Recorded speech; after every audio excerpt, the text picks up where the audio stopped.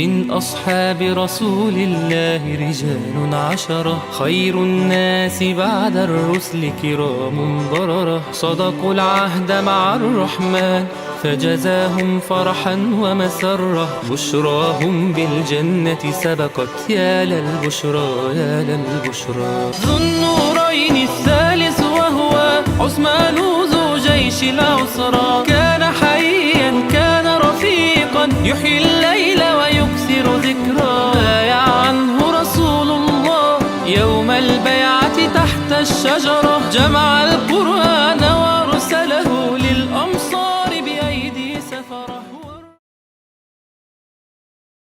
السلام عليكم ورحمة الله وبركاته. بسم الله الرحمن الرحيم.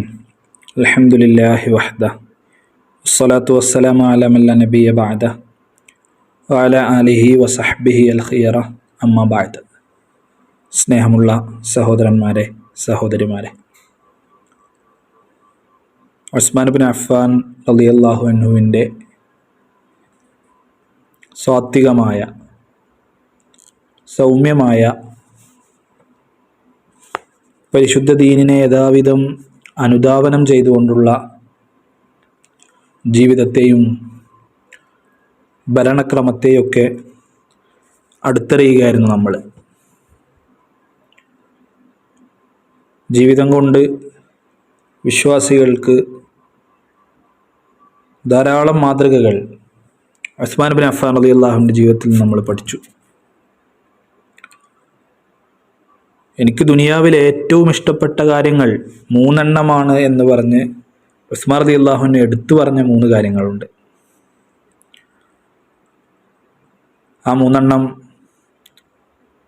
അതിലൊന്ന് ഇഷ്ബാഉൽ ജിയാ, വിശന്നവന് ഭക്ഷണം നൽകുക. ഉസ്മാൻ റളിയല്ലാഹു പറയാണ്, ഈ ഭൂമിയിൽ എനിക്ക് 3 കാര്യങ്ങളാണ് ഏറ്റവും ഇഷ്ടമുള്ളത്. അതിലൊന്ന് ഇഷ്ബാഉൽ ജിയാ, വിശന്നവന് ഭക്ഷണം നൽകുക. 2 കിസ്വത്തുൽ ഉരിയാൻ, വസ്ത്രമില്ലാത്തവന് വസ്ത്രം ധരിപ്പിക്കുക. 3-മത്തേത് തിലാവത്തുൽ ഖുർആൻ, ഖുർആൻ പാരായണം ചെയ്യുക. ഈ 3 കാര്യങ്ങളാണ് എനിക്ക് ഈ ഭൂമിയിൽ ഏറ്റവും ഇഷ്ടമുള്ളത് എന്ന് ഉസ്മാൻ ബിൻ അഫ്ഫാൻ റളിയല്ലാഹു അൻഹു പറയാണ്. നിങ്ങളൊന്ന് ആലോചിച്ച് നോക്കൂ, അള്ളാഹുവിനോടുള്ള കടപ്പാടും തൻ്റെ കൂടെ ജീവിക്കുന്ന സഹജീവികളോടുള്ള കടപ്പാടുകളും ഈ 3 കാര്യങ്ങളിൽ സംയോജിച്ചതായി നമുക്ക് കാണാൻ പറ്റും. വിശക്കുന്നവന് ഭക്ഷണം കൊടുക്കുക, വസ്ത്രമില്ലാത്തവന് വസ്ത്രം വാങ്ങി കൊടുക്കുക, അത് തൻ്റെ സഹജീവികളോടുള്ള കരുണയും കരുതലുമാണ്. അതേസമയം പരിശുദ്ധ ഖുർആൻ പാരായണം ചെയ്ത് അള്ളാഹുവിൻ്റെ ദിക്റിലായിരിക്കുക എന്ന അള്ളാഹുവിനോടുള്ള ഹക്കും, ഇതെല്ലാം സംയോജിപ്പിച്ചതായിരുന്നു ഉസ്മാൻ ബിൻ അഫ്ഫാൻ റളിയല്ലാഹുവിൻ്റെ ജീവിതം. സൗമ്യമായി ജീവിച്ചു, ആളുകൾക്കൊക്കെ വേണ്ടി ത്യാഗം ചെയ്ത് ജീവിച്ചു.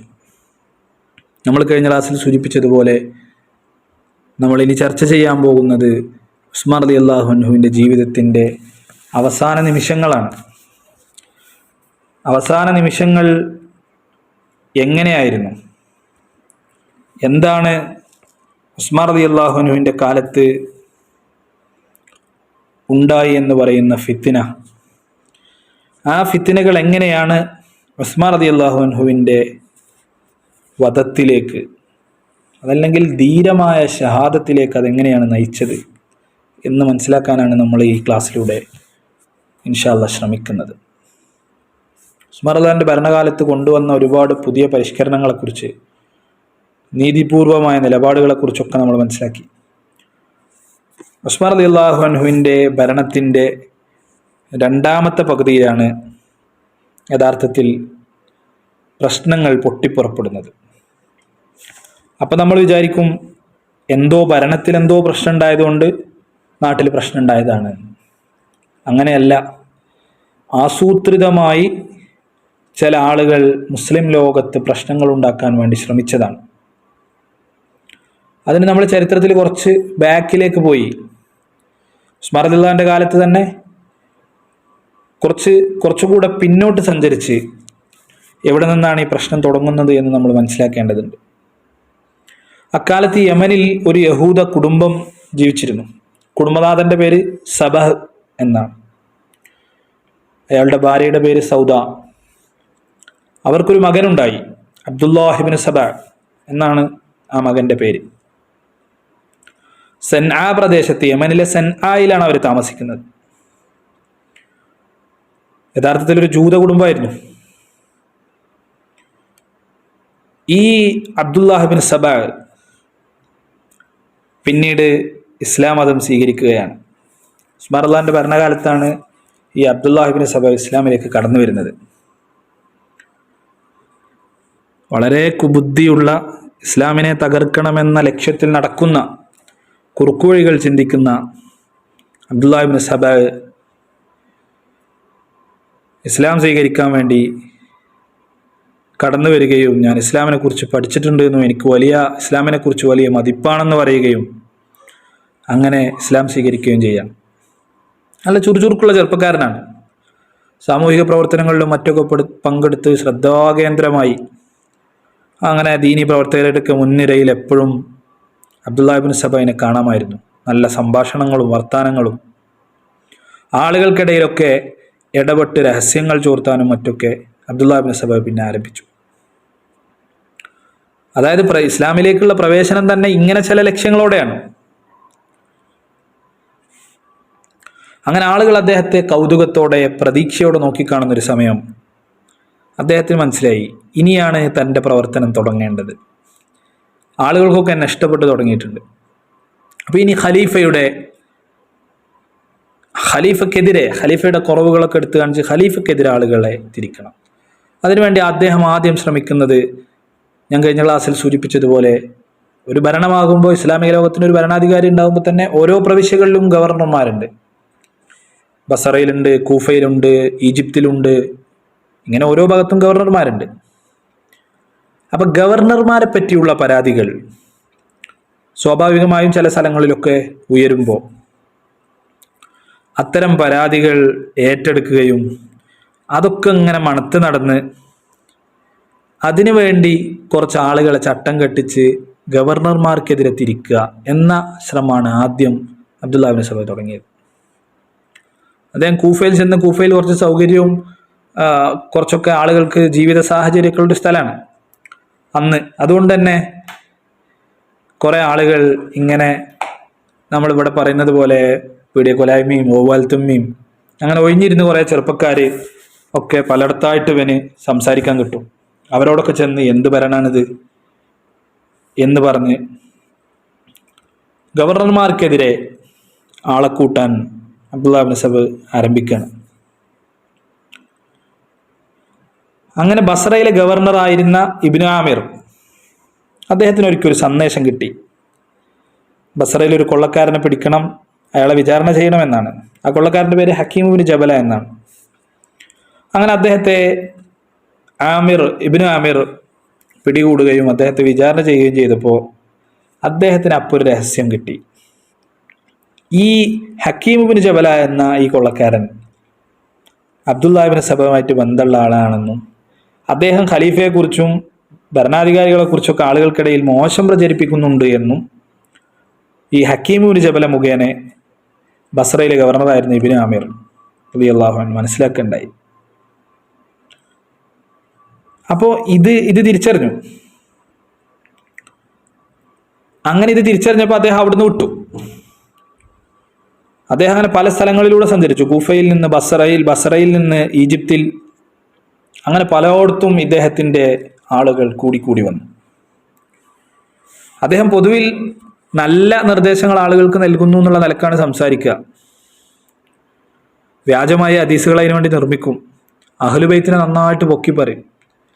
അതിൻ്റെ ഉദ്ദേശം എന്താ വെച്ചാൽ, ഇപ്പോൾ ഉസ്മാൻ റളിയല്ലാഹു അൻഹു ആണ് ഭരിക്കുന്നത്. അപ്പോൾ ഉസ്മാൻ റളിയല്ലാഹു അൻഹു അല്ല വരേണ്ടത്, അലി റളിയല്ലാഹു അൻഹു ആയിരുന്നു ഖലീഫയാകേണ്ടത്. അത് ഉസ്മാൻ റളിയല്ലാഹു അൻഹു തട്ടിയെടുത്തതാണ്. ഇങ്ങനെ ആളുകളോട് അടക്കം പറഞ്ഞ് നടക്കുകയായിരുന്നു അയാളുടെ പണി. അങ്ങനെ ബസ്രയിൽ പ്രശ്നങ്ങളുണ്ട് പറഞ്ഞിട്ട് കൂഫയിലെ ആളുകൾക്ക് കത്തയക്കും. കൂഫയിൽ പ്രശ്നമാണ് പറഞ്ഞിട്ട് ബസറയിലേക്ക് കത്തയക്കും. ബസറയിൽ പ്രശ്നമാണ് പറഞ്ഞിട്ട് മിസ്റിലേക്ക് കത്തയക്കും. അവിടെയൊക്കെ മൂപ്പർക്ക് ആളുകളുണ്ടല്ലോ. അങ്ങനെ എല്ലായിടത്തും ഭരണം ആകെ താറുമാറായിട്ടുണ്ട്, ആകെ പ്രശ്നത്തിലാണ് എന്ന ഒരു പ്രതീതി സൃഷ്ടിക്കാൻ അദ്ദേഹത്തിന് കഴിഞ്ഞു. മദീനയിൽ ഇവർക്കൊരു വേരോട്ടം കിട്ടില്ല. മദീനയിലാണ് ഉസ്മാൻ റളിയല്ലാഹു അൻഹു ഉള്ളത്. മദീനയാണ് ഭരണ തലസ്ഥാനം. അതുപോലെ മുആവിയ റളിയല്ലാഹു അൻഹു മുആവിയ റളിയല്ലാഹുവിന്റെ ശക്തമായ ഭരണം നിലനിൽക്കുന്ന സിറിയയിലും സബൈകൾക്ക് വല്ലാത്ത വേരോട്ടം ഉണ്ടായിട്ടില്ല. എന്നാൽ ബസറ, കൂഫ, ഈജിപ്ത് ഈ 3 സ്ഥലങ്ങളിലും സബൈകൾക്ക്, ഇദ്ദേഹത്തിന്റെ അനുയായികൾക്ക് നല്ല വേരോട്ടം ഉണ്ടായി. ഇതിനിടക്ക് ഖേദകരമെന്ന് പറയട്ടെ, മദീനയിൽ നിന്ന് പ്രമുഖരായ 2 പേരൂടെ സബൈകളുടെ അടുത്ത് ചെന്ന് ചേരുന്ന ഒരു സന്ദർഭം ഉണ്ടായി. അതിലൊരാൾ സിദ്ദീഖ് റളിയല്ലാഹു അൻഹുവിന്റെ മകൻ മുഹമ്മദാണ്. മുഹമ്മദ് ബിൻ അബീ ബക്കർ റളിയല്ലാഹു അൻഹു, സിദ്ദീഖ് റളിയല്ലാഹുവിന്റെ മകൻ. അദ്ദേഹം ഗവർണറാകാൻ താല്പര്യപ്പെടുകയും ആവശ്യം ഖലീഫയെ അറിയിക്കുകയും, അങ്ങനെ സ്വാഭാവികമായിട്ടും അങ്ങനെ ഒരാൾ പറയുമ്പോൾ ഗവർണറാക്കാനൊന്നും കഴിയില്ലല്ലോ. അപ്പം അങ്ങനെ ഒരു അസ്വസ്ഥത അങ്ങനെ ഖലീഫയോട് വെച്ച് പുലർത്തുകയും അങ്ങനെ മദീനയിൽ നിന്ന് പോവുകയും സബൈകളോടൊപ്പം ചേരുകയാണ് ഉണ്ടായത്. സിദ്ദീഖ് റളിയല്ലാഹുവിന്റെ മകനാണ്. പക്ഷേ ഈ അബ്ദുല്ലാഹ് ഇബ്നു സബൈന്റെ സംഘത്തിലായി പിന്നീട്. അതുപോലെ അബൂ ഹുദൈഫ റളിയല്ലാഹുവിന്റെ പുത്രൻ മുഹമ്മദ്, അതും ഇതുപോലെ എന്തോ ഒരു സാഹചര്യത്തിന്റെ പ്രേരണയാൽ മുഹമ്മദ് എന്നു പേരുള്ള അവരും സബൈകളുടെ ഭാഗമായി. അങ്ങനെ അവർ ഈജിപ്തിലെത്തി. അവര് പല തരം പ്രചരണങ്ങളിലും ഇവരുടെ പ്രചരണങ്ങളുടെ ഭാഗമായി. ഇതൊക്കെ തിരിച്ചറിഞ്ഞപ്പോൾ ഗവർണർമാർ പല സ്ഥലത്തു നിന്നും ഉസ്മാൻ റളിയല്ലാഹുവിന്റെ അടുത്ത് വന്നിട്ട് ഇങ്ങനെയൊരു പ്രശ്നമുണ്ട്, അങ്ങനെ വഴിതെറ്റിയവർക്കെതിരെ ശക്തമായ നടപടിയെടുക്കണം എന്ന് ഉസ്മാൻ റളിയല്ലാഹുവിനോട് ആവശ്യപ്പെട്ടു. അവർക്കെതിരെ നടപടി എടുക്കണം എന്ന് പറഞ്ഞപ്പോൾ ഉസ്മാൻ റളിയല്ലാഹു പറഞ്ഞു അതിൻ്റെ ആവശ്യമില്ല. അങ്ങനെ ഒരു നടപടി എടുക്കുമ്പോൾ ഒരാളുടെ അഭിപ്രായ സ്വാതന്ത്ര്യത്തിനെതിരെ നമ്മളെക്കുറിച്ച് എന്തോ പറയേണ്ടത്, അതുകൊണ്ട് അവരെ കൈകാര്യം ചെയ്യുക എന്ന രീതി ശരിയല്ല. ഉസ്മാൻ റളിയല്ലാഹു അത്രയും നീതിയുക്തമായി, വളരെ സ്ട്രൈറ്റ് ഫോർവേഡായി, സത്യസന്ധമായി ചിന്തിച്ച, ആളുകൾക്ക് അവരുടെ അവകാശങ്ങൾ വഹിച്ചു കൊടുക്കുന്ന അങ്ങനെ ഒരു കൃത്യമായ ശരിയായ ചിന്ത, അതാണ് ഉസ്മാൻ റളിയല്ലാഹുവിന്റെ ചിന്ത. അപ്പോൾ അവരോടൊക്കെ പറഞ്ഞ് നമുക്ക് സംസാരിക്കാമെന്നല്ലാതെ അവർക്കൊരു നടപടി എടുക്കുന്നത് അതൊരു ശരിയായ രീതിയല്ല എന്ന് ഉസ്മാൻ റളിയല്ലാഹു അവരെ പറഞ്ഞു, ഗവർണർമാരോട് ബോധിപ്പിച്ചു. അവർ തിരിച്ചയച്ചു. മുആവിയ റളിയല്ലാഹു അൻഹു, ഞാൻ നേരത്തെ പറഞ്ഞല്ലോ സിറിയയിൽ ഗവർണറാണ് മുആവിയ റളിയല്ലാഹു അൻഹു. മുആവിയ റളിയല്ലാഹു അൻഹു അപ്പോഴും വിചാരിച്ചു ഇവരെ ഒതുക്കിയില്ലെങ്കിൽ അത് ഖലീഫക്കെതിരെ ശക്തമായൊരു വിപ്ലവമായി ഉയർന്നു വരാൻ സാധ്യതയുണ്ട്. അപ്പോൾ ഏതായാലും അവർക്കെതിരെ നടപടിയെടുക്കണമെങ്കിലും അവരെ പിടിച്ച് അവർക്കെതിരെ ശിക്ഷ നടപ്പാക്കണമെങ്കിലും ഖലീഫന്റെ സമ്മതം കിട്ടാതെ ഗവർണർമാർക്ക് അത് ചെയ്യാൻ കഴിയില്ല. അവരാണെങ്കിൽ ഈ ഈജിപ്തിലും ബസറയിലും കൂഫയിലും ഒക്കെ ശക്തിപ്പെട്ടു വരുവാണ്. അങ്ങനെ നടപടിയെടുക്കാനും ഉസ്മാൻ റളിയല്ലാഹു അൻഹു സമ്മതിക്കുന്നില്ല എന്നറിഞ്ഞപ്പോൾ മുആവിയ റളിയല്ലാഹു അൻഹു ഉസ്മാൻ റളിയല്ലാഹു അൻഹുവോട് പറഞ്ഞു, മദീന നിങ്ങൾക്ക് സുരക്ഷിതമല്ല. ഇവർ സബൈകൾ എപ്പോഴും വന്ന് പല പ്രശ്നങ്ങളും അവിടെ ഉണ്ടാക്കാൻ സാധ്യതയുണ്ട്. അതുകൊണ്ട് നിങ്ങൾ താൻ ഭരിക്കുന്ന സിറിയയിലേക്ക് വരണം. കാരണം സിറിയയിൽ ഇവർക്ക് അത്ര വേരോട്ടല്ല, കുറച്ചും കൂടി മുആവിയ റളിയല്ലാഹുവിന്റെ ശക്തമായ ഒരു ഭരണ മേഖലയാണ്. അപ്പോൾ കുറച്ചും കൂടി ഉസ്മാൻ റളിയല്ലാഹു അൻഹു സേഫായ സ്ഥലമാണ്, നിങ്ങൾ അങ്ങോട്ട് വരണം. ഉസ്മാൻ റളിയല്ലാഹു അൻഹു അതും സ്വീകരിച്ചില്ല. എന്നാൽ ഞാൻ അവിടേക്ക് സൈന്യത്തെ അയച്ച് നിങ്ങൾക്ക് സംരക്ഷണം ഒരുക്കട്ടെ വെച്ചപ്പോൾ അതും വേണ്ടായിരുന്നു. മദീനയിൽ നിന്ന് പോരാൻ ഞാൻ റെഡിയല്ല, അള്ളാഹുവിൻ്റെ റസൂലിന്റെ സമീപത്ത് നിന്ന് ഞാൻ പോരൂല ഉസ്മാൻ റളിയല്ലാഹു അൻഹു പറഞ്ഞു. സൈന്യം ആവശ്യമല്ല, പക്ഷേ പിന്നീട് മുആവിയ റളിയല്ലാഹു അൻഹു സങ്കല്പിച്ചതുപോലെയുള്ള കാര്യങ്ങളാണ് സംഭവിക്കുന്നത്. ഇപ്പോൾ അടുത്ത് ഇവരുടെ ഭാഗത്ത് ചേർന്ന മുഹമ്മദ് ബിൻ അബീ ബക്കർ റളിയല്ലാഹു അൻഹു, മുഹമ്മദ് ബിൻ അബീ ഹുദൈഫ റളിയല്ലാഹു അൻഹു, ഇവരൊക്കെ മുന്നിൽ നിർത്തിയാണ് പിന്നെ ഇബ്നു സബ പ്രവർത്തനം ആരംഭിച്ചത്. ഇവരൊക്കെ സബൈകളുടെ നേതാക്കളാണ്. കാരണം അബൂബക്കർ സിദ്ദീഖ് റളിയല്ലാഹുവിന്റെ മകനുണ്ട് എന്നൊക്കെ പറയുമ്പോൾ അതിനൊരു സ്വീകാര്യത കിട്ടുമല്ലോ. അങ്ങനെ ആളുകളെ കൂട്ടാൻ തുടങ്ങി, പലതരം പ്രസ്താവനകളും പറഞ്ഞു. അങ്ങനെ ഓരോ ഭാഗത്തുള്ള ഓരോ പ്രവിശ്യകളിലുള്ള ഇവരനുയായികൾക്ക് പ്രസംഗിക്കേണ്ട കാര്യങ്ങൾ നിശ്ചയിച്ചു കൊടുത്തു. അപ്പോൾ പറയേണ്ടത് ഇങ്ങനെയാണ്: ഓരോ നബിക്കും ഓരോ അവകാശമുണ്ട്. നബിയുടെ നിയുക്ത അവകാശി അലിയായിരുന്നു റളിയല്ലാഹു അൻഹു. അലിയാണ് ഖിലാഫത്തിന്റെ അവകാശി. ഉസ്മാൻ റളിയല്ലാഹു അൻഹു അത് തട്ടിയെടുത്തതാണ്. അതുകൊണ്ട് ഉസ്മാൻ റളിയല്ലാഹു അൻഹു രാജിവെക്കാൻ തയ്യാറായില്ലെങ്കിൽ ജനങ്ങൾ അദ്ദേഹത്തെ പുറത്താക്കണം. ഇതൊക്കെ അബ്ദുല്ലാഹ് ഇബ്നു സബ തൻ്റെ അനുയായികൾക്ക് ഓരോടത്തും പ്രസംഗിക്കാൻ വേണ്ടി ഇങ്ങനെ കൃത്യമായ പോയിന്റാണ് കൊടുക്കണം. എന്നാൽ അലി റളിയല്ലാഹു അൻഹു ഒന്നുണ്ടല്ലോ, അലി റളിയല്ലാഹു അൻഹു ശക്തമായി ഇവർക്കെതിരെ രംഗത്ത് വന്നു, സബൈകൾക്കെതിരെ. ഖലീഫയുടെ പിന്നിൽ നിങ്ങൾ ഒറ്റക്കെട്ടായി നിലകൊള്ളണമെന്ന് അലി റളിയല്ലാഹു അൻഹു ആഹ്വാനം ചെയ്തു. പക്ഷെ വിപ്ലവകാരികൾ അതൊന്നും മുഖവിലക്കെടുക്കണില്ല. അവരിങ്ങനെ പ്രചരിപ്പിക്കുന്നത് അലി റളിയല്ലാഹു അൻഹു ഉണ്ട് നമ്മളെ കൂടെ, അബൂദർ ഗഫാർ റളിയല്ലാഹു അൻഹു നമ്മുടെ കൂടെയാണ്, അമ്മാർ ഇബ്നു യാസിർ നമ്മുടെ കൂടെയാണ് റളിയല്ലാഹു അൻഹു, അബ്ദുല്ലാഹ് ഇബ്നു മസ്ഊദ് ഒക്കെ ഞങ്ങളുടെ ഭാഗത്താണെന്ന് ഇങ്ങനെ പ്രചരിപ്പിക്കുകയാണ്. ഏതായാലും ഈ പ്രദേശങ്ങളിലൊക്കെ അവർ ശക്തിപ്പെട്ടു. ഇനി ഇതൊരു വിപ്ലവമായി രൂപപ്പെടുന്നത്, ശരിക്കും ഒരു അപകടകരമായ ഈ ഒരു വിപ്ലവത്തിൻ്റെ പുറപ്പാടുണ്ടാവുന്നത് ഹിജറ 35-ാം വർഷം റജബ് മാസമാണ്. ഈജിപ്തിൽ നിന്നൊരു സംഘം പുറപ്പെടുകയാണ്. 600 പേരുള്ളൊരു സംഘമാണ്. മുഹമ്മദ് ബിൻ അബൂബക്കർ സിദ്ദീഖ് റളിയല്ലാഹുവിൻ്റെ മകൻ അവരുടെ നേതൃത്വത്തിൽ ഉംറ നിർവഹിക്കാൻ മക്കയിലേക്ക് പോകുന്നു എന്നാണ് അവരുടെ പ്രചരണം. ശരിക്കും അവരുടെ ലക്ഷ്യം അതല്ല, ഉംറ നിർവഹിക്കാനാണെന്ന പേരിലാണ് ഈജിപ്തിൽ നിന്ന് എന്ത് ചെയ്യുന്നത്, ഇങ്ങനെ ഒരു സംഘം പുറപ്പെട്ടു വരുന്നത്. ഈജിപ്തിലെ ഗവർണർ ഉടനെ ഖലീഫയെ വിവരം അറിയിച്ചു. ഖലീഫ ഉസ്മാൻ റളിയല്ലാഹു അൻഹു ഉന്നതരായ സഹാബികളുമായിട്ടൊക്കെ ചർച്ച നടത്തി, എന്താ ചെയ്യേണ്ടത്. അങ്ങനെ ഈ സംഘം അപ്പോഴേക്ക് ജുഹ്ഫയിലെത്തി തമ്പടിച്ചിരുന്നു. അപ്പോൾ മുതിർന്ന സഹാബികളോടൊക്കെ ചർച്ച ചെയ്തതിൻ്റെ അടിസ്ഥാനത്തിൽ അവരോട് സംസാരിക്കാൻ ഒരാളെ പറഞ്ഞയച്ചു. അത് അലി റളിയല്ലാഹു അൻഹു ആയിരുന്നു. അലി റളിയല്ലാഹു അൻഹു അവരോട് പോയി അവരുടെ താവളത്തിൽ പോയി സംസാരിച്ചു. ഖലീഫക്കെതിരെയുള്ള എല്ലാ ആരോപണങ്ങളും കേട്ടു. ഓരോ ആരോപണത്തിനും തൃപ്തികരമായ മറുപടിയും പറഞ്ഞു. അങ്ങനെ ഒരുപാട് തെറ്റിദ്ധാരണകൾ നീക്കപ്പെട്ടു. ഖലീഫ നന്മയാണ് ലക്ഷ്യം വെക്കുന്നത് എന്ന് തുടങ്ങിയ എല്ലാ കാര്യങ്ങളും അലി ഇബ്നു അബീ ത്വാലിബ് റളിയല്ലാഹു അൻഹു അവരെ ബോധിപ്പിച്ചു. നിങ്ങളുടെ ആശയങ്ങൾ പൊള്ളയാണ്, നിങ്ങൾ ചെയ്യുന്നത് ശരിയല്ല. കൃത്യമായി അലി റളിയല്ലാഹു അൻഹു അവർക്കെല്ലാം അലി റളിയല്ലാഹു അൻഹു വിശദീകരിച്ചു കൊടുത്തു. ഇതേ സമയം കൂഫയിൽ നിന്നും ബസ്രയിൽ നിന്നൊക്കെ ഒരു സംഘം വന്നിട്ടുണ്ട്. ഇവർ പ്ലാനിങ്ങോടെയാണ് വരുന്നത്, ഈജിപ്തിൽ നിന്നും ബസ്രയിൽ നിന്നും കൂഫയിൽ നിന്നും എല്ലായിടത്തുനിന്നും. അങ്ങനെ മദീനയിൽ അലി റളിയല്ലാഹു അൻഹു ഇവരോട് സംസാരിച്ചതിന് ശേഷം അലി റളിയല്ലാഹു അൻഹു ഉസ്മാൻ റളിയല്ലാഹു അൻഹുവിനോട് പറഞ്ഞു, എന്ത്, നിങ്ങൾ ഇവർക്ക് ഈ കാര്യങ്ങളിൽ നിങ്ങൾ നേരിട്ട് തന്നെ ഒരു പ്രസംഗം നടത്തി കാര്യങ്ങൾ വിശദീകരിച്ചു കൊടുക്കണം. അങ്ങനെ ഉസ്മാൻ റളിയല്ലാഹു അൻഹു മദീനക്കാരെ കൂടി വിളിച്ചു വരുത്തി. ഈ വന്ന ബസ്രയിൽ നിന്നും കൂഫയിൽ നിന്നും ഈജിപ്തിൽ നിന്നും വന്ന സംഘത്തെ നിർത്തി എല്ലാവർക്കും കൂടെ ഈ വിഷയങ്ങൾക്കൊക്കെ കൃത്യമായ മറുപടികൾ കൊടുത്തു. പല ആരോപണങ്ങളും അവർ ഉന്നയിച്ചിരുന്നു. ഞാൻ നേരത്തെ പറഞ്ഞ കുറേ കാര്യങ്ങൾ അതിനൊക്കെ അലി റളിയല്ലാഹു അൻഹു മറുപടി നൽകി കഴിഞ്ഞു. അവർ ഓരോരോ കുറ്റങ്ങൾ ഉണ്ടാക്കുന്നതിൻ്റെ ഭാഗമായി സമ്പത്ത് ഒരുപാട് കുടുംബങ്ങൾക്ക് കൊടുത്തു. തൻ്റെ കുടുംബത്തിൽപ്പെട്ട പലരെയും അധികാരം നൽകി. യഥാർത്ഥത്തിൽ ഉസ്മാൻ റളിയല്ലാഹു അൻഹു തൻ്റെ കുടുംബത്തിൽപ്പെട്ട ഒരാൾക്കും അധികാരം നൽകിയിട്ടില്ല. ചരിത്രത്തിൽ അങ്ങനെ ഒരാളെ കാണാൻ പറ്റും. അതിലപ്പുറം അത് യോഗ്യനായതുകൊണ്ടാണ്. ബാക്കിയുള്ളതൊക്കെ അലി ഇബ്നു അബീ ത്വാലിബ് ഉമർ ഇബ്നുൽ ഖത്താബ് റളിയല്ലാഹു അൻഹു നിശ്ചയിച്ചതാണ്.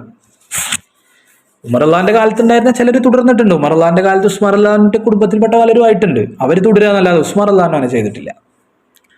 അതൊക്കെ ഉസ്മാൻ അള്ളാഹു അൻഹു അവർക്ക് വിശദീകരിച്ചു കൊടുത്തു. സമ്പത്ത് എൻ്റെ സ്വന്തം സമ്പത്താണ് ഞാൻ ചെലവഴിച്ചിട്ടുള്ളത്. ഞാൻ കഴിഞ്ഞ ക്ലാസ്സിൽ സൂചിപ്പിച്ചതുപോലെ എൻ്റെ ഒരു ആവശ്യത്തിനും ഞാൻ നമ്മുടെ ഖജനാവിൽ നിന്ന് എടുത്തിട്ടില്ല.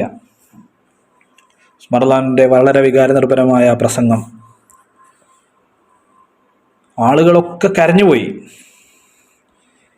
കാരണം ആളുകൾക്ക് അത്രയും അത് ബോധ്യപ്പെട്ടു, ഇവർക്കും ബോധ്യപ്പെട്ടു, ഇവർക്കൊന്നും അങ്ങോട്ട് പറയാനില്ല.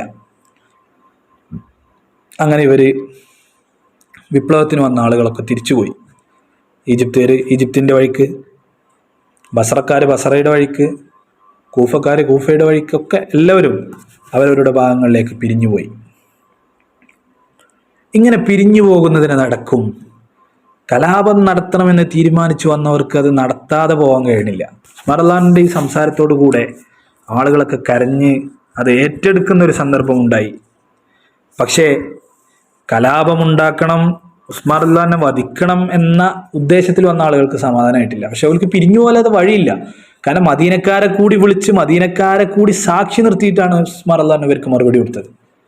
പിന്നെ തിരിച്ചു കൊടുക്കും, ചോദിക്കാനുള്ള അവസരം കൊടുത്തു. ഇനി ചോദിക്കാനില്ലാത്ത വിധം ഉത്തരം മുട്ടിയാണ് അവർ മടങ്ങിപ്പോയത്. പക്ഷെ മടങ്ങുന്ന സമയത്ത് ഈജിപ്തുകാർ ഞാൻ നേരത്തെ സൂചിപ്പിച്ചത് ഈജിപ്തുകാർ ഈജിപ്തിൻ്റെ വഴിക്ക്, മിസ്ർ മറ്റേ ബസറക്കാർ ബസറയുടെ വഴിക്ക്, കൂഫക്കാർ അങ്ങനെ തിരിച്ചു പോകുമ്പോൾ ഈജിപ്തുകാർ പോകുന്ന വഴിയിൽ ഒട്ടകപ്പുറത്തൊരാൾ സഞ്ചരിക്കുന്നു. അങ്ങനെ അയാൾ ഇങ്ങനെ ഇവരെ കാണുമ്പോൾ മാറി മാറി, ഈജിപ്ഷ്യൻ സംഘം മടങ്ങാണ്, അവരെ കാണുമ്പോൾ ഇങ്ങനെ ശ്രദ്ധയിൽപ്പെടാതിരിക്കാൻ മാറി മാറി സഞ്ചരിക്കുന്നു. അപ്പം ഇവർക്ക് അയാൾ ഒരു സംശയം തോന്നലത്തിൽ പോയപ്പോൾ അയാളെ ഇവർ പോയി പിടിച്ചു. അങ്ങനെ അയാളെ പിടിച്ച് അയാളെ പരിശോധിച്ചപ്പോൾ അയാളുടെ കയ്യിൽ നിന്നൊരു കത്ത് കിട്ടുകയാണ്. ആ കത്ത് ഈജിപ്തുകാർ വായിച്ചു. ആ കത്തിൽ ഇങ്ങനെയാണ് എഴുതപ്പെട്ടിട്ടുള്ളത്: ഈ വരുന്ന മിസ്ർ സംഘത്തെ കുരിശിലേറ്റുകയോ കൊലപ്പെടുത്തുകയോ ചെയ്യണം. ഇതാണ് കത്തിൻ്റെ ഉള്ളടക്കം. കത്ത് ഉസ്മാൻ റളിയല്ലാഹുവിൻ്റെ കൈയക്ഷരത്തിലാണുള്ളത്. ഉസ്മാൻ റളിയല്ലാഹുവിൻ്റെ സീലൊക്കെ അതിൽ വെച്ചിട്ടുണ്ട്. അതായത് ഇവർ ഈജിപ്തിലേക്ക് മടങ്ങാണല്ലോ. അപ്പോൾ ഉസ്മാൻ റളിയല്ലാഹു അൻഹു ഈജിപ്തിലെ ഗവർണർക്ക് കത്തെഴുതിക്കാണ്, മിസ്രിൽ നിന്ന് ഇങ്ങോട്ട് വന്നിപ്പോൾ തിരിച്ചു വരുന്ന സംഘത്തെ എന്ത് ചെയ്യണം, അവിടെ എത്തിയാൽ വധിക്കണം. ആ കത്തുമായിട്ട് ഈജിപ്തിലേക്ക് പോകുന്ന ആളെയാണ് ഈ ഈജിപ്തിലേക്ക് മടങ്ങുന്ന സംഘം പിടിച്ചെടുക്കുന്നത്. യഥാർത്ഥത്തിൽ ഇത് ഉസ്മാൻ റളിയല്ലാഹു അൻഹു എഴുതിയ കത്തല്ല, ഇത് ഇവരെന്നെ ഉണ്ടാക്കിയ ഒരു അടവാണ്. ആ കത്തിന് പിന്നിൽ പ്രവർത്തിച്ച ഒരുപാട് ആൾക്കാരുണ്ട്. ജബല അഷ്തർ, അതുപോലെ നഖ്തൂർ എന്നീ ചാരന്മാരാണ് കത്തിന്റെ പിന്നിൽ പ്രവർത്തിച്ചത്. ഇത് പ്ലാൻഡ് ആയിരുന്നു എന്ന് മറ്റൊരു സംഭവത്തിൽ നിന്നും കൂടി, ശേഷം പറയാൻ പോകുന്ന മറ്റൊരു സംഭവത്തിൽ നിന്നും കൂടി നമുക്ക് മനസ്സിലാക്കാൻ പറ്റും. അങ്ങനെ ഈ കത്ത് ഇയാളിൽ നിന്ന് പിടിച്ചു. അങ്ങനെ ഈജിപ്തിലേക്ക് മടങ്ങിയിരുന്ന ആളുകൾ വീണ്ടും തിരിച്ചു മദീനയിലേക്ക് വന്നു. എന്താ അവർ പറയാണ്, ഇതാണ് ഞങ്ങളെ വഞ്ചിച്ചു, ഇത്രയും ഞങ്ങളോട് നല്ല മറുപടിയൊക്കെ പറഞ്ഞ് ഞങ്ങൾ തിരിച്ചെത്തിയാൽ ഞങ്ങളെ കൊല്ലണം എന്ന് പറഞ്ഞ് ഉസ്മാൻ റളിയല്ലാഹു അൻഹു ഈജിപ്തിലെ ഗവർണർക്ക് കത്തെഴുതിയിരിക്കുകയാണ്. ആ കത്തുമായിട്ട് പോണ ആളെ ഞങ്ങൾ വഴിയിൽ നിന്ന് പിടിച്ചു, ഇതാ കത്ത് എന്ന് പറഞ്ഞിട്ട് ആ കത്ത് കൊണ്ടാണ് വരുന്നത്. അലി റളിയല്ലാഹു അൻഹു അവരോട് സംസാരിച്ചു. ഉസ്മാൻ റളിയല്ലാഹു അൻഹു കൃത്യമായും പറഞ്ഞു, ഞാൻ അങ്ങനെ ഒരു കത്ത് എഴുതിയിട്ടില്ല. ഉസ്മാൻ റളിയല്ലാഹു അൻഹു സത്യം ചെയ്തു. അപ്പോൾ അവർ പറഞ്ഞു, അങ്ങനെ ഉസ്മാൻ റളിയല്ലാഹു അൻഹു സത്യം ചെയ്തപ്പോൾ പറഞ്ഞു, അങ്ങനെ അല്ലെങ്കിൽ ഉസ്മാൻ റളിയല്ലാഹു അൻഹു അല്ലെങ്കിൽ മർവാനായിരിക്കും, ഉസ്മാൻ റളിയല്ലാഹു അൻഹുവിന്റെ മരുമകൻ. അപ്പോൾ മർവാനും അല്ല, ഞാനും അങ്ങനെ ഒരു കത്ത് എഴുതിയിട്ടില്ല എന്ന് അവരും സത്യം ചെയ്തു. പക്ഷെ ഇവർ കലാപത്തിന് പുറപ്പെട്ടതാണ്. ഇത് ഇവർ തന്നെ ആസൂത്രിതമായിട്ട് ഉണ്ടാക്കിയ, കള്ളം ചമച്ചുണ്ടാക്കിയ, കള്ളസീൽ വെച്ചുണ്ടാക്കിയ ഒരു കത്താണ്. അത് മനസ്സിലാകുന്നത് ഇനി സംഭവിക്കാൻ പോകുന്ന ഒരു കാര്യത്തിൽ നിന്നാണ്. ഈജിപ്തിൽ ഇത് സംസാരിച്ചുകൊണ്ടിരിക്കെ കൂഫക്കാരും ബസറക്കാരും തിരിച്ചു മദീനയിൽ തന്നെ എത്തി. എന്നിട്ട് അവരും പറയുന്നത് ഇതാണ്, അങ്ങനെ തിരിച്ചു പോകുമ്പോഴേക്ക് ഇവരെ കൊല്ലണമെന്ന് പറഞ്ഞ കത്തെഴുതിയ ഉസ്മാൻ റളിയല്ലാഹു അൻഹു ഖലീഫയെ ഞങ്ങൾ എങ്ങനെയാണ് വിശ്വസിക്കുക? അപ്പോൾ അലി റളിയല്ലാഹു അൻഹു അവരോട് ചോദിച്ചു, മടങ്ങിപ്പോയ 3 വഴിക്ക് മടങ്ങിപ്പോയ നിങ്ങൾ ഈജിപ്തുകാരുടെ അടുത്ത് ഇങ്ങനെ ഒരു കത്ത് കിട്ടിയ വിവരം എങ്ങനെയാണ് കൂഫയിലേക്ക് മടങ്ങുന്ന ആൾക്കാർ അറിഞ്ഞത്? നിങ്ങൾ വേറെ വഴിയിലല്ലേ. ബസറയിലേക്ക് മടങ്ങുന്ന ആളുകൾ നിങ്ങൾ എങ്ങനെയാണ് അറിഞ്ഞത്? നിങ്ങൾ വേറെ വഴിയിലല്ലേ. കാരണം ഈ കത്ത് കിട്ടിയ സമയത്ത് ഈജിപ്തിലേക്ക് മടങ്ങിയ ആളുകൾ ഇവിടെ എത്തി സംസാരിച്ചുകൊണ്ടിരിക്കണുള്ളൂ. ആ സമയത്ത് മറ്റോടത്തുനിന്നൊക്കെ ആളുകൾ ഇങ്ങനെ തിരിച്ചു വരുന്നുണ്ട്. അങ്ങോട്ടൊരാൾ പോയി വിവരം പറയാനുള്ള സമയമൊന്നുമില്ല. ഈ ചോദ്യം ചോദിക്കുമ്പോൾ കൂഫക്കാർക്കും ബസറക്കാർക്കും ഒരു മറുപടിയും പറയല്ല. അപ്പോൾ അവർ പറയണത് അങ്ങനെ അതല്ല, എങ്ങനെയാണ് ഇത് ഈ തിരിച്ച് നല്ലൽക്ക് പറഞ്ഞ ചോര കൊല്ലണം എന്ന് പറഞ്ഞ കത്തെഴുതൽ അതൊരു ഖലീഫ ചെയ്യാൻ പാടുണ്ടോ? നിങ്ങളെങ്ങനെ അതറിഞ്ഞു? അതായത് ഇത് ഇവർ പ്ലാൻ ചെയ്തതാണ്.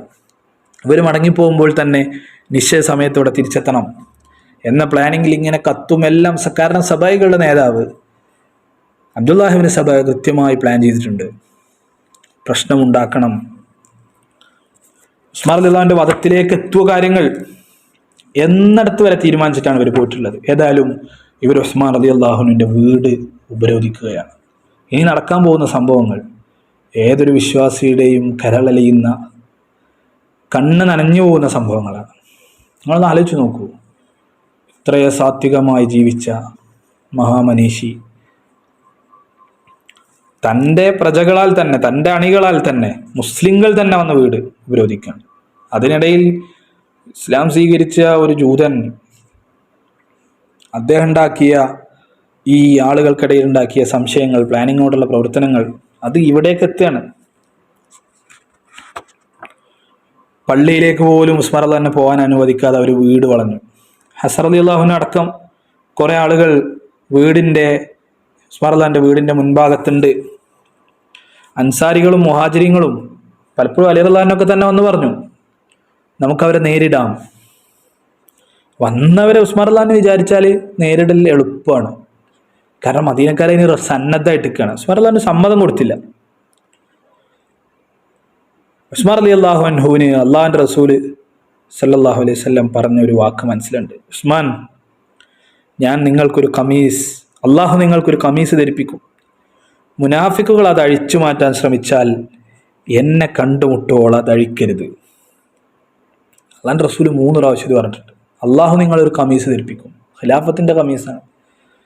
മുനാഫിക്കുകളായ ആളുകൾ അത് അഴിപ്പിക്കാൻ ശ്രമിച്ചാലും നിങ്ങളത് അഴിക്കരുത്. എന്നെ കണ്ടുമുട്ടോളം എന്നാണ് പറയുന്നത്. എന്നെ കണ്ടുമുട്ടോളം എന്ന് പറഞ്ഞാൽ നിങ്ങളതിൽ ഷഹീദാവും. ഉസ്മാൻ റളിയല്ലാഹു ഇവിടെ ആലോചിച്ച ഒരേ ഒരു കാര്യം, സ്വന്തം രക്ഷയ്ക്ക് വേണ്ടി സൈന്യത്തെ ഉപയോഗപ്പെടുത്തി നിരപരാധികളുടെ രക്തം ചിന്തരുത്.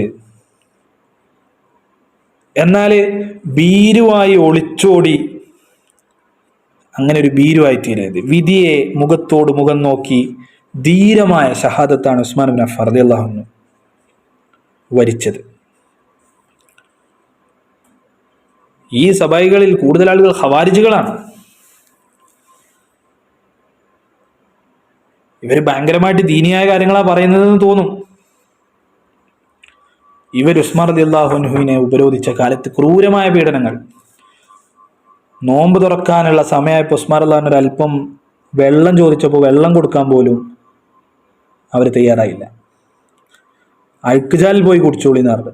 ഉസ്മാൻ റളിയല്ലാഹുവിൻ്റെ ഭാര്യ ആ സമയത്ത് വീട്ടിലുണ്ടായിരുന്നു. ഉസ്മാൻ റളിയല്ലാഹുവിനും ഭാര്യയും വീടിൻ്റെ മുകൾ ഭാഗത്താണ്. താഴെ കുടുംബത്തിലെ മറ്റു ചില ആളുകളുണ്ട്. വെള്ളം കിട്ടാതെ ഉസ്മാൻ റളിയല്ലാഹുവിൻ്റെ ഭാര്യ നായില റളിയല്ലാഹു അൻഹ, നമ്മൾ ഭാര്യമാരെ എണ്ണിയപ്പോൾ അവസാനം എണ്ണിയ ആളാണ് നായില ബീവി. ഉസ്മാൻ റളിയല്ലാഹു നോമ്പ് തുറന്നിരുന്നില്ല. സന്ധ്യ കഴിഞ്ഞിട്ടും നായില ബീവി പറയാണ്, അയൽപക്കത്തൊക്കെ അന്വേഷിച്ച് ഒരു കൂജ വെള്ളം എനിക്ക് ലഭിച്ചു. ഞാനതുകൊണ്ട് ഉസ്മാൻ റളിയല്ലാഹുവിൻ്റെ അടുത്തെത്തി. അപ്പോഴേക്ക് ഞാനത് നീട്ടിയപ്പോൾ ഉസ്മാൻ റളിയല്ലാഹു പുറത്തേക്ക് ചൂണ്ടി. അപ്പം പ്രഭാതമായിരുന്നു, പിറ്റേ ദിവസം പ്രഭാതമായിരുന്നു. അപ്പം ഞാൻ ചോദിച്ചു, ഒന്നും കഴിക്കാതെ വെള്ളം പോലും കുടിക്കാതെ നിങ്ങൾ വീണ്ടും നോമ്പെടുക്കുകയാണോ? ഉസ്മാൻ റളിയല്ലാഹു അൻഹു ആ സമയത്ത് പറഞ്ഞു, ഈ വീടിൻ്റെ കൂരയിലൂടെ അള്ളാഹുവിൻ്റെ റസൂൽ സല്ലല്ലാഹു അലൈഹി വസല്ലമ തങ്ങൾ എൻ്റെ അടുത്തെത്തിയിരുന്നു. കയ്യിലൊരു തൊട്ടി വെള്ളം ഉണ്ടായിരുന്നു. എന്നോടത് കുടിക്കാൻ പറഞ്ഞു. ഞാനത് വയറ് നിറച്ച് കുടിച്ചു. ശേഷം നബി സല്ലല്ലാഹു അലൈഹി വസല്ലമ തങ്ങൾ എന്നോട് പറഞ്ഞു, ജനങ്ങൾ പ്രതിഷേധത്തിലാണ്, അവരോട് യുദ്ധം ചെയ്താൽ നിങ്ങൾ ജയിക്കുമെന്ന് ഉറപ്പാണ്. യുദ്ധം ഒഴിവാക്കുന്നുവെങ്കിൽ എൻ്റെ അരികിലെത്തി നിനക്ക് നോമ്പ് തുറക്കാം. എൻ്റെ അരികിലെത്തി നിനക്ക് നോമ്പ് തുറക്കാമെന്ന് പറഞ്ഞാൽ നിങ്ങൾ ഷഹീദാവും. റസൂലുള്ളാഹി സ്വല്ലല്ലാഹു അലൈഹി വസല്ലമയുടെ വാക്കാണ്. അതുകൊണ്ട് ഞാൻ തിരുനബിയുടെ സംവിധത്തിലേക്കുള്ള യാത്രയിലാണ് എന്ന് ഉസ്മാൻ റളിയല്ലാഹു അൻഹു ഭാര്യയോട് പറഞ്ഞു. ഹസൻ റളിയല്ലാഹു അൻഹു, അബ്ദുള്ള റളിയല്ലാഹു അൻഹു അടക്കമുള്ള ആളുകളൊക്കെ വീടിന് പരിസരത്തും പ്രതിരോധം തീർക്കുന്നുണ്ട്. ഇവരിങ്ങനെ വീട്ടിൽ കയറുമ്പോൾ ഇവര് അബ്ദുള്ള റളിയല്ലാഹു അൻഹു ഉസ്മാൻ റളിയല്ലാഹുവിൻ്റെ മകൻ, അതുപോലെ അലി റളിയല്ലാഹുവിൻ്റെ മകൻ ഹസൻ റളിയല്ലാഹു അൻഹു ഒക്കെ തടുക്കാൻ നിൽക്കുമ്പോൾ യുദ്ധത്തിനൊരു കളമൊരുങ്ങുന്നുണ്ട്. ഉസ്മാൻ റളിയല്ലാഹു അൻഹു അവരൊക്കെ തടയാണ്. അള്ളാഹുവിനെ സൂക്ഷിക്കുക, നിങ്ങൾക്ക് എൻ്റെ സംരക്ഷണ ബാധ്യതയല്ല, മാറി നിൽക്കണം എന്ന് ഉസ്മാൻ റളിയല്ലാഹു അൻഹു അവരോടൊക്കെ പറഞ്ഞു. അങ്ങനെ യുദ്ധാന്തരീക്ഷം ഉണ്ടാവരുത്, മുസ്ലിങ്ങൾ തമ്മിൽ എൻ്റെ ആവശ്യത്തിൽ ഏറ്റുമുട്ടരുത് എന്ന നിർബന്ധം ഉസ്മാൻ ഇബ്നു അഫ്ഫാൻ റളിയല്ലാഹു അൻഹു ഉണ്ടായിരുന്നു. ഉസ്മാൻ റളിയല്ലാഹു അൻഹു തൻ്റെ വീടിൻ്റെ മുകളിൽ നിസ്കാരം തുടങ്ങി. സൂറത്തുൽ ഫാത്തിഹ ഓതി, സൂറത്തു ത്വാഹ ഓതി അങ്ങനെ നിസ്കരിക്കുകയാണ്. നിസ്കാരം പൂർത്തിയാക്കിയതിനു ശേഷം ഖുർആൻ പാരായണം തുടങ്ങി ഉസ്മാൻ റളിയല്ലാഹു അൻഹു. ഈ സമയം ബാക്ക് ഭാഗത്തൂടെ പരിസരത്തുള്ള ചില വീടുകളുടെ ഓടുമക്കൂടെ, നമുക്ക് മനസ്സിലായുള്ള ഭാഷയിൽ പറഞ്ഞാൽ വീടിൻ്റെ മച്ചുമൂടെ മുകൾ ഭാഗത്തുകൂടെ ചവിട്ടി ഉസ്മാൻ റളിയല്ലാഹുവിൻ്റെ വീടിൻ്റെ ഓട് പൊളിച്ച് 2-3 ആളുകൾ അകത്ത് പ്രവേശിച്ചു. ആ അകത്ത് പ്രവേശിച്ചതിൽ ഒരാൾ അബൂബക്കർ സിദ്ദീഖ് റളിയല്ലാഹുവിൻ്റെ മകൻ, നമ്മൾ നേരത്തെ പറഞ്ഞ മുഹമ്മദ് ബിൻ അബൂബക്കർ ഉണ്ടായിരുന്നു. അദ്ദേഹം വന്ന് ഉസ്മാൻ അള്ളാഹുവിൻ്റെ താടിയിൽ പിടിച്ചു. ഉസ്മാൻ അലി അള്ളാഹുവിന് ആ സമയത്ത് പറഞ്ഞു, നിന്റെ ഉപ്പ ആദരിച്ച താടിയാണിത്. അത് പറഞ്ഞതും അദ്ദേഹം തൻ്റെ കൈ പിൻവലിക്കുകയും വേഗം അവിടുന്ന് പോരും ചെയ്തു. ഞാൻ നേരത്തെ സൂചിപ്പിച്ചല്ലോ, ഖേദകരമായി എന്തോ ചില സാഹചര്യത്തിൻ്റെ പ്രേരണ സഭകളുടെ കൂട്ടത്തിൽപ്പെട്ടതാണ്. അദ്ദേഹം പെട്ടെന്ന് അവിടുന്ന് പോന്നു. പക്ഷെ അദ്ദേഹത്തിൻ്റെ കൂടെ ഉണ്ടായിരുന്ന മറ്റുള്ള ആളുകൾ ഉസ്മാൻ റളിയല്ലാഹുവിൻ്റെ വധം നടപ്പിലാക്കി. ഉസ്മാൻ റളിയല്ലാഹുവിനെ പ്രതിരോധിക്കാൻ ശ്രമിച്ചു, കയ്യിലേക്ക് വെട്ടി. ആ കൈ മുറിക്കപ്പെട്ടപ്പോൾ ഉസ്മാൻ റളിയല്ലാഹു പറഞ്ഞു, ഖുർആൻ എഴുതിയ കൈകളാണ്.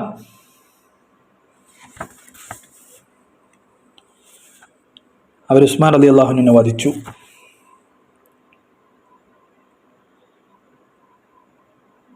സൂറത്തുൽ ബഖറയിലെ 137 ആയത്ത്, അതിൻ്റെ മുകളിലൂടെ ഉസ്മാൻ റളിയല്ലാഹുവിൻ്റെ ചുടുചോര ഒഴുകി.